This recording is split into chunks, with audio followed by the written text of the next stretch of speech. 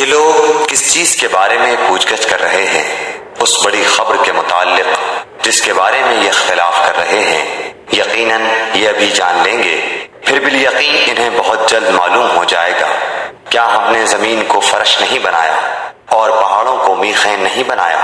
اور ہم نے تمہیں جوڑا جوڑا پیدا کیا، اور ہم نے تمہاری نیند کو آرام کا سبب بنایا، اور رات کو ہم نے پردہ بنایا ہے، اور دن کو ہم نے وقت روزگار بنایا، اور تمہارے اوپر ہم نے 7 مضبوط آسمان بنائے، اور ایک چمکتا ہوا روشن چراغ سورج پیدا کیا، اور بدلیوں سے ہم نے بکثرت بہتا ہوا پانی برسایا تاکہ اس سے اناج اور سبزہ اگائیں اور گھنے باغ بھی اگائے۔ بے شک فیصلے کا دن وقت مقرر ہے، جس دن کہ سور پھونکا جائے گا، پھر تم فوج در فوج چلے آؤ گے، اور آسمان کھول دیا جائے گا تو اس میں دروازے دروازے ہو جائیں گے، اور پہاڑ چلائے جائیں گے، بس وہ سراب ہو جائیں گے۔